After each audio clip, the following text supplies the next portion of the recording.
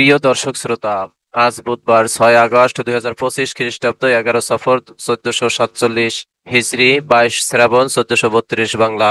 সংবাদপত্র শিরোনাম পাঠের শুরুতেই মানবকণ্ঠ।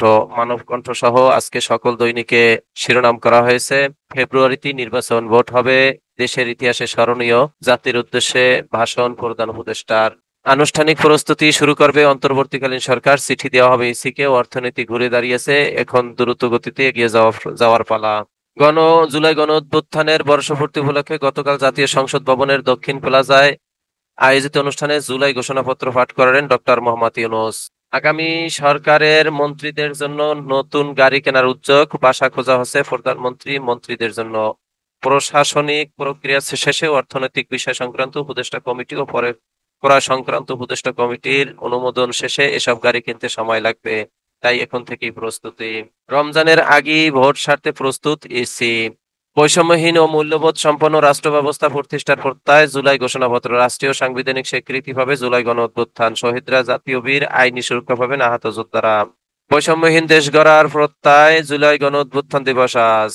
গণ অভ্যুত্থানের বর্ষপূর্তিতে তারেক রহমান বলছেন, 71 ছিল স্বাধীনতা অর্জনের যুদ্ধ, 24 স্বাধীনতা রক্ষার। বাংলাদেশে আর কখনোই ফ্যাসিবাদ কায়েম হবে না, ইনশাআল্লাহ। কাউকে গণতন্ত্র হত্যা করার সুযোগ দেওয়া হবে না। নজরুল ইসলাম খান বলছেন, বিএনপি যা যা চায়নি ঘোষণাপত্রে তারও প্রতিফলন হয়েছে। মির্জা ফখরুল ইসলাম বলেছেন, শহীদ ও যোদ্ধাদের প্রতি আমরা চিরঋণী।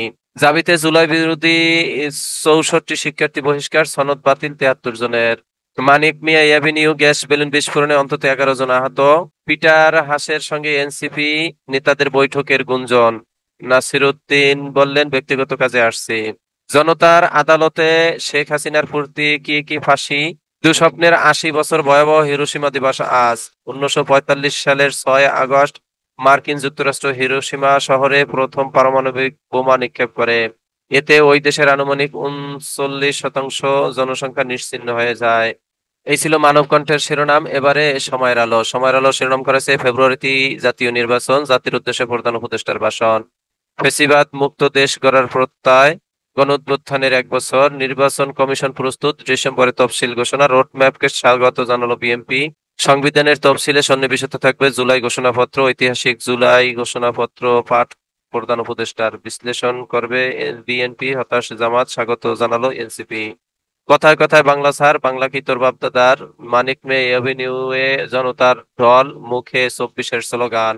রাজনীতিতে জ্যামিতিক ত্রিভুজ, বিএনপি জামাত ও এনসিপির নতুন সমীকরণ।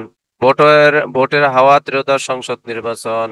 এই ছিল সময়ের আলো শিরোনাম। এবারে নয় দিগন্ত। নয় দিগন্ত শিরোনাম করেছে, এক ছাতার নিচে সব রাজনৈতিক দল, দুপাশে শীর্ষ রাজনৈতিক নেতাদের নিয়ে ঘোষণাপত্র পাঠ ডক্টর ইউনূসের।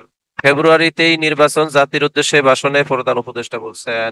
জুলাই গণ অভ্যুত্থানের বর্ষপূর্তিতে ঢাকায় জামাতের সমাবেশ ও গণমিছিল। সংস্কার ও নির্বাচন ছাড়া নির্বাচন, সংস্কার ও বিচার ছাড়া নির্বাচন হবে বিশ্বাসঘাতকতা। অন্যের স্বাধীনতায় শ্রদ্ধাশীল থাকুন। গণ অভ্যুত্থানের বর্ষপূর্তিতে ঐক্য, গণতন্ত্র, দায়বদ্ধতার অঙ্গীকার তারেক রহমানের। জুলাই ঘোষণাপত্র নিয়ে হতাশ জামাতে ইসলামী, প্রধান উপদেষ্টার ভাষণ ও জুলাই ঘোষণাকে স্বাগত বিএনপির। হাসিনার কৃতকর্মের জন্য তাকে জবাবদিহি করতে হবে, গার্ডিয়ানের বিশ্লেষণ। কর্নেল জিয়াউদ্দিন বীর উত্তম আর নেই। বিমান টিকিটের দাম বাড়ানো সহ নানা কারসাজি, আটাবের কমিটি বিলুপ্ত। সার্ক মৃত্যু নয়, হাসিনার সময়ও পাকিস্তানের সাথে প্রতিরক্ষা পর্যায়ের যোগাযোগ ছিল। প্রিন্টকে রিয়াজ হামিদুল্লাহ। এই ছিল দৈনিক নয় দিগন্তের শিরোনাম। এরই মাঝে শেষ হলো আজকে পত্রিকা পাঠের সময়। আপনারা সকলেই ভালো থাকবেন, আল্লাহ ভালো রাখুক, এ প্রত্যাশা কামনা করে শেষ করছি। আসসালামু আলাইকুম রহমতুল্লাহ।